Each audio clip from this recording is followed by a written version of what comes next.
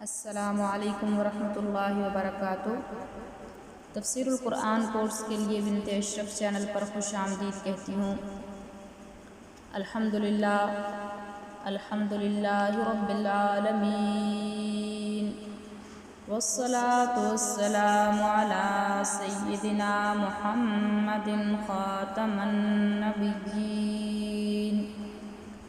وآلہ وصحبہ اجمعین، اما بعد فاعوذ باللہ من الشیطان الرجیم، بسم اللہ الرحمن الرحیم، الحمدللہ رب العالمین۔ آج ہم سورۃ الفاتحہ کی ترجمہ و تفسیر کے ساتھ ابتدا کرنے جا رہے ہیں۔ اللہ رب العزت سے دعا ہے کہ اللہ تعالی ہمیں صحیح قرآن پاک کو سمجھنے کی توفیق عطا فرمائے۔ الحمد، سب تعریفیں للہ، اللہ کے لیے ہیں، رب جو پالنے والا ہے، العالمین سارے جہان کا، تمام تعریفیں، سب تعریفیں اللہ کے لیے ہیں جو پالنے والا ہے سارے جہان کا۔ الحمدللہ،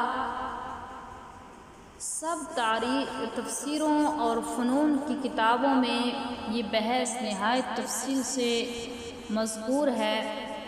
الحمد میں الف لام استغراق کے لیے ہے، پھر اس پر اعتراضات اور ان کے جوابات کا ایک طویل سلسلہ ہے جو ختم ہونے پر نہیں آتا۔ مثلا اس پر ایک اعتراض کیا جاتا ہے کہ اگر الف لام استغراق کے لیے ہو تو اس کا مطلب یہ ہوگا کہ تمام صفتوں اور خوبیوں کا مالک اللہ ہے، لہٰذا اللہ کے سوا اس کی مخلوق میں سے کسی میں بھی کوئی صفت اور خوبی موجود نہیں ہوگی۔ حالانکہ یہ بات صحیح نہیں، بلکہ اللہ کی مخلوق میں بھی ہزاروں صفتیں موجود ہیں، اور خود قرآن میں مخلوق کی صفتیں بیان کی گئی ہیں۔ حضرت رسول کریم صلی اللہ علیہ وسلم کی کئی صفتیں، مثلا رؤوف الرحیم، سراج منیر، بشیر و نذیر وغیرہ قرآن میں موجود ہیں۔ آپ کے سوا انبیاء علیہ السلام کی کئی صفات، مومنین، صالحین اور حضرت جبریل علیہ السلام کے بعض اوصاف کا بھی خود قرآن مجید میں ذکر موجود ہے۔ اس کے علاوہ کافروں میں بھی بعض قابل تعریف خوبیاں موجود ہوتی ہیں۔ تو اس کا جواب یہ دیا جاتا ہے کہ مخلوق میں جو صفات ہیں ان کا خالق اللہ ہی ہے، نیز یہ صفات عارضی ہوتی ہیں، یعنی مخلوق کی موت اور فنا پر وہ صفتیں بھی ختم ہو جاتی ہیں، دائمی اور مستقل نہیں ہوتی، مگر اللہ تعالیٰ کی صفات دائمی اور مستقل ہیں، ان کو فنا نہیں، وہ ازلی اور ابدی ہیں۔ مخلوق کی صفات کا سرچشمہ اور ان کا خالق اور موتی اللہ تعالیٰ ہے، اور مخلوق کی تمام صفات کا مرجع اللہ رب العزت ہے، اس لیے تمام صفتوں اور خوبیوں کا مالک اور سزاوار در حقیقت اللہ ہی ہے۔ لیکن حضرت شیخ القرآن رحمہ اللہ اپنے مخصوص طرز کے مطابق کہ ہر لفظ اور آیت کی ایسی مراد بیان کی جائے جس پر کوئی اعتراض وارد ہی نہ ہو، فرماتے ہیں کہ الحمد میں الف لام استغراق کے لیے نہیں بلکہ جنس اور عہد خارجی کے لیے ہے، اور قاعدہ نحو کے مطابق الف لام کا حقیقی معنی ہے ہی جنس اور عہد خارجی۔ استغراق کو محققین نے الف لام کا مجازی محمل قرار دیا ہے، اور اس سے صرف وہی صفات مراد ہیں جو ذات باری تعالیٰ کے ساتھ مختص ہیں اور مخلوق میں نہیں پائی جاتی، یعنی صفات کارسازی یا بالفاظ دیگر صفات فاعلیہ یا صفات ما فوق الاسباب، مثلا مالک و مختار، متصرف و کارساز، حاجت روا، مشکل کشا اور دور و نزدیک سے یکساں طور پر سمیع و بصیر ہونا وغیرہ۔ مطلب یہ ہے کہ تمام صفات الوہیت اللہ تعالیٰ کے ساتھ مختص ہیں اور ان میں کوئی اس کا شریک نہیں۔ اس صورت میں نہ کوئی اعتراض وارد ہوتا ہے اور نہ ہی جواب دینے کی زحمت اٹھانی پڑتی ہے۔ قرآن مجید میں اللہ رب العزت نے جا بجا اپنی صفات الوہیت بیان فرمائی ہیں۔ چنانچہ ایک جگہ ارشاد فرمایا قُلْ لَا يَعْلَمُ مَنْ فِي السَّمَاوَاتِ وَالْأَرْضِ الْغَيْبَ إِلَّا اللَّهُ، کہہ دیجئے کہ اللہ کے سوا نہ آسمان والے غیب جانتے ہیں نہ زمین والے۔ اس آیت میں اللہ تعالیٰ کی صفت علم غیب کا ذکر ہے جو صفات الوہیت میں سے ہے۔ اسی طرح ایک جگہ ارشاد فرمایا وَإِن يَمْسَسْكَ اللَّهُ بِضُرٍّ فَلَا كَاشِفَ لَهُ إِلَّا هُوَ وَإِن يُرِدْكَ بِخَيْرٍ فَلَا رَادَّ لِفَضْلِهِ۔ اس میں بیان فرمایا کہ نقصان کا مالک صرف اللہ ہے، اس کے بغیر نہ کوئی نفع دے سکتا ہے اور نہ ہی کوئی نقصان پہنچا سکتا ہے۔ ایک جگہ ارشاد فرمایا کہ ساری مخلوق پر صبح و شام مختلف انعامات کی جو بارش ہوتی رہتی ہے وہ بھی اللہ کی طرف سے ہے۔ چنانچہ فرمایا وَمَا بِكُم مِّن نِّعْمَةٍ فَمِنَ اللَّهِ، یعنی تمہارے پاس جتنی بھی نعمتیں ہیں وہ سب اللہ کی طرف سے ہیں۔ ایک جگہ فرمایا یا ایھا الناس اذکروا نعمت اللہ علیکم هل من خالق غیر اللہ یرزقکم من السماء والارض لا الہ الا ہو، اے لوگو اللہ کی وہ نعمتیں یاد کرو جو اس نے تم پر کی ہیں، کیا اللہ کے سوا کوئی اور پیدا کرنے والا ہے جو زمین و آسمان سے تمہیں روزی مہیا کرتا ہے؟ یاد رکھو اس کے سوا کوئی معبود نہیں۔ اس میں اللہ رب العزت نے اپنے خالق و رازق اور منعم و مربی ہونے کی صفات کا ذکر فرمایا ہے۔ یہ اور مذکورہ جتنی بھی تمام صفات الوہیت ہیں ان کے علاوہ اور سینکڑوں آیتوں میں اللہ رب العزت کی صفات مخصوصہ بیان کی گئی ہیں۔ اس سے یہ بھی معلوم ہو گیا کہ اللہ کی یہ تمام صفات ما فوق الاسباب ہیں اور عالم الغیب سے تعلق رکھتی ہیں۔ یہاں یہ بات بھی سمجھ لی جائے کہ نظام عالم میں جو کام ہو رہے ہیں وہ دو حالتوں سے خالی نہیں ہیں، وہ یا تو ما تحت الاسباب ہیں، یعنی اپنے اسباب عادیہ کے تحت انجام پذیر ہو رہے ہیں۔ مثلاً بینائی و شنوائی رکھنے والا آدمی اپنے ارد گرد کی چیزوں کو دیکھ سکتا ہے اور قرب و جوار کی آوازیں سن سکتا ہے، یا مثلاً ایک آدمی اناج یا پھل اگانا چاہتا ہے تو وہ اس کام کے لیے اسباب استعمال کرتا ہے، یعنی زمین میں ہل چلا کر اسے قابل کاشت بناتا ہے، پھر اس میں بیج ڈالتا ہے، اسے پانی دیتا ہے۔ یہ تمام اسباب عادیہ ہیں، ان کو استعمال میں لائے بغیر کام نہیں بن سکتا۔ دوسری قسم کے کام وہ ہیں جو ما فوق الاسباب ہیں، یعنی ان اسباب عادیہ سے بالا تر ہیں۔ مثلاً ساری کائنات کے ذرے ذرے کو ہر وقت دیکھنا، زمین و آسمان کی چھپی ہوئی تمام چیزوں کا ہر آن مشاہدہ کرنا اسباب عادیہ سے بالا تر اور ماورا ہے۔ اس طرح زمین کے پیٹ میں پڑے بیجوں اور تخموں کو شک کر کے ان سے پودوں کی شاخیں نکالنا انسانی دسترس سے باہر اور اسباب عادیہ سے بالا تر ہے۔ تو معلوم ہوا کہ انسانی دسترس میں صرف وہی کام ہیں جو ما تحت الاسباب اور ما فوق الاسباب ہیں۔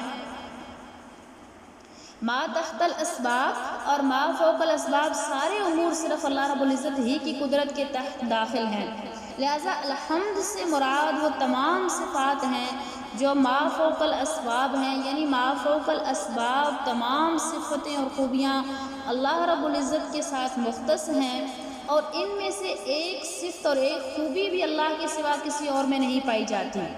مشرکین مکہ چونکہ انہی صفات الوہیت یا ما فوق الاسباب صفات ہی میں اپنے معبودوں کو خدا کا شریک سمجھتے تھے، اس لیے الحمدللہ میں مشرکین کے اسی خیال باطل کی تردید فرمائی گئی ہے کہ تمام ما فوق الاسباب صفات اللہ تعالیٰ کے ساتھ خاص ہیں۔ قرآن مجید میں جہاں کہیں جملہ الحمدللہ واقع ہوا ہے وہاں سیاق و سباق سے یہی معلوم ہوتا ہے کہ اس سے مشرکین کے اسی خیال کی تردید ہے کہ ان کے خیال کیے ہوئے معبود ما فوق الاسباب صفات کے حامل ہیں۔ چنانچہ سورہ انعام میں اللہ رب العزت نے ارشاد فرمایا فَقُطِعَ دَابِرُ الْقَوْمِ الَّذِينَ ظَلَمُوا وَالْحَمْدُ لِلَّهِ رَبِّ الْعَالَمِينَ۔ پھر ظالم لوگوں کی جڑ کاٹ دی گئی اور تمام تعریفیں اللہ کے لیے ہیں جو تمام جہانوں کا پروردگار ہے۔ اس سے پہلے اللہ تعالیٰ نے اپنی صفات کارسازی کا ذکر فرمایا، مثلاً مصیبت کے وقت وہی کام آتا ہے، خدا کی گرفت زبردست ہے، ظالموں کی جڑ کاٹ دیتا ہے، آخر میں فرمایا الحمدللہ، یعنی یہ تمام صفات کارسازی اللہ ہی کے ساتھ مخصوص ہیں۔ یہاں اگر الحمد کو صفات کارسازی سے مختص نہ کیا جائے تو ما قبل سے اس آیت کا کوئی ربط باقی نہیں رہتا۔ اور سورہ نمل میں ارشاد فرمایا الحمدللہ والسلام علی عبادہ الذین اصطفیٰ، تمام تعریفیں اللہ ہی کے لیے سزاوار ہیں اور اس کے بندوں پر سلام ہو جن کو اس نے منتخب فرمایا۔ اس آیت سے پہلے حضرت صالح علیہ السلام اور ان کی قوم کا ذکر ہے کہ اس تکذیب کرنے والی قوم کو کس طرح تباہ و برباد کیا گیا اور ایمان لانے والوں کو کس طرح بچایا گیا۔ چنانچہ ارشاد فرمایا انا دمرنا وقومہم اجمعین، ہم نے ان گنڈوں اور ان کی ساری قوم کو تباہ کر دیا۔ اور مومنین کے بارے میں فرمایا وَأَنْجَيْنَا الَّذِينَ آمَنُوا وَكَانُوا يَتَّقُونَ، اور ہم نے ان ایمان والوں کو جو ہر وقت اللہ سے ڈرتے رہتے تھے بچا لیا۔ اس کے بعد مومنین لوط اور منکرین لوط علیہ السلام کے بارے میں فرمایا فَأَنْجَيْنَاهُ وَأَهْلَهُ إِلَّا امْرَأَتَهُ، تو ہم نے حضرت لوط علیہ السلام اور اس کے اہل کو اس کی بیوی کے سوا بچا لیا۔ فَأَمْطَرْنَا عَلَيْهِمْ مَطَرًا، اور ان کے منکرین پر ایک نئی طرح کا می برسایا۔ حضرت صالح اور حضرت لوط علیہ السلام اور ان کی مومن قوم کو نجات دینے اور ان کے منکرین کو تباہ و برباد کرنے کا ذکر کر کے آخر میں فرمایا قُلِ الْحَمْدُ لِلَّهِ وَالسَّلَامٌ عَلَىٰ عِبَادِهِ الَّذِينَ اصْطَفَىٰ، یعنی نیک بندوں کو سلامتی عطا کرنا اور کافروں کو ہلاک کرنا، یہ صفتیں اللہ ہی کی ہیں۔ اللہ کے نیک بندوں پر اللہ کی طرف سے سلامتی تو نازل ہوتی ہے لیکن وہ کارساز اور متصرف و مختار نہیں ہوتے۔ سورہ جاثیہ کے آخری رکوع میں اللہ تعالیٰ ارشاد فرماتے ہیں فَلِلَّهِ الْحَمْدُ رَبِّ السَّمَاوَاتِ وَرَبِّ الْأَرْضِ رَبِّ الْعَالَمِينَ، سو تمام خوبیاں اللہ تعالیٰ ہی کے لیے ہیں جو مالک ہے آسمانوں کا اور مالک ہے زمین کا، مالک تمام جہانوں کا۔ یہاں بھی صاف فرما دیا کہ زمین و آسمان کا مالک و مختار اور ساری کائنات کا کارساز اللہ ہی ہے، اور صفات کارسازی اسی کے ساتھ مخصوص ہیں اور ان میں کوئی اس کا شریک نہیں۔ اسی طرح سورہ صافات میں انبیاء علیہ السلام کے مختلف واقعات بیان کرنے کے بعد آخر میں فرمایا وَسَلَامٌ عَلَى الْمُرْسَلِينَ وَالْحَمْدُ لِلَّهِ رَبِّ الْعَالَمِينَ، اور سلامتی ہے تمام پیغمبروں پر اور تمام تعریفیں اللہ رب العزت کے لیے ہیں جو تمام جہانوں کا پروردگار ہے۔ مطلب یہ ہے کہ تباہی اور عذاب سے رسولوں کو سلامت رکھنا اور ان کے دشمنوں کو ہلاک کرنا یہ اللہ تعالیٰ کا کام ہے، پیغمبروں کا نہیں۔ حاصل یہ ہے کہ تمام ما فوق الاسباب اور غائبانہ طاقتوں کا مالک صرف اللہ ہی ہے، اور تمام صفات الوہیت اسی کی ذات مقدسہ کے ساتھ مخصوص ہیں۔ مشرکین نے اپنے زعم باطل میں اللہ کے جن پیغمبروں اور نیک بندوں کو غائبانہ اور ما فوق الاسباب طاقتوں میں خدا کا شریک سمجھ رکھا ہے، وہ خود اللہ کے محتاج ہیں اور آڑے وقت ان کے کام نہیں آ سکتے۔ رب العالمین، یہاں تک ہم نے الحمدللہ کی تفسیر پڑھی ہے۔ اب ہم پڑھیں گے رب العالمین۔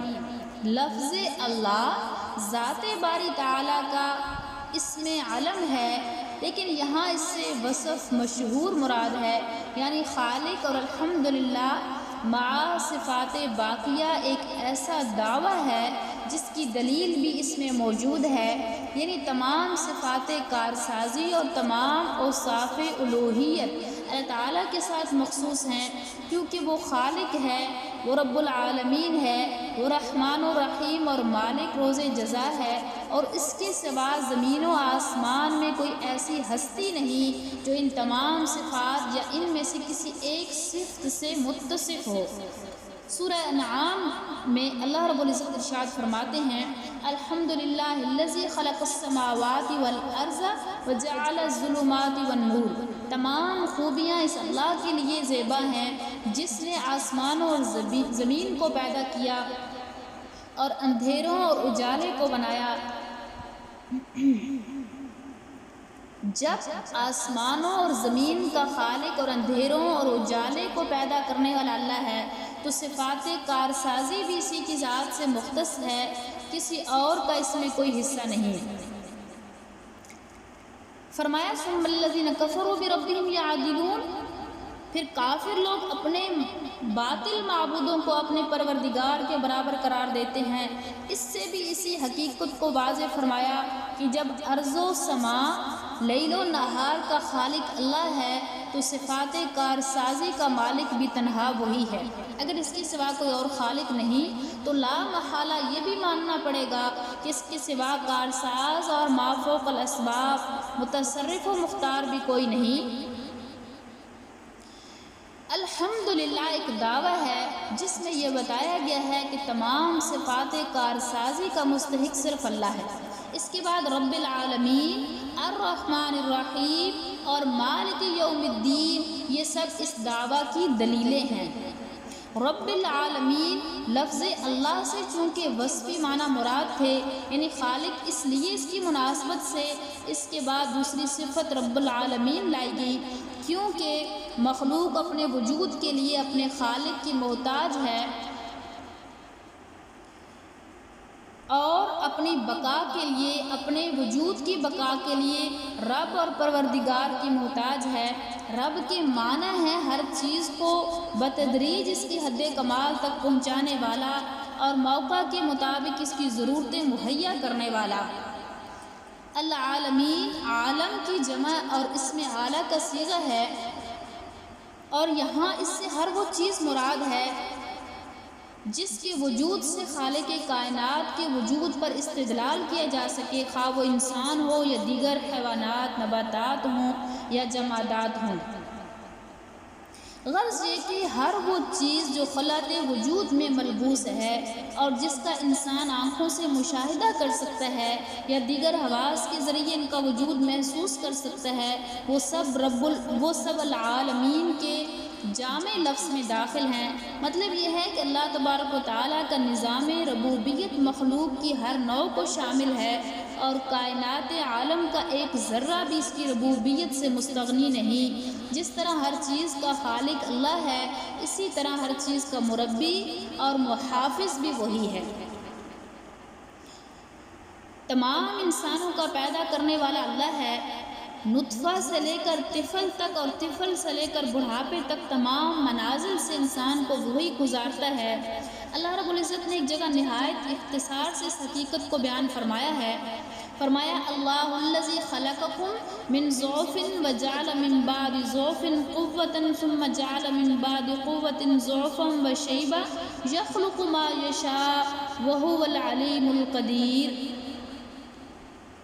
یعنی اللہ وہ ہے جس نے پیدا کیا ہے تم کو توانائی کی حالت میں، پھر ناتوانی کی حالت کے بعد توانائی عطا کی، پھر توانائی کے بعد ضعف اور بڑھاپا کیا۔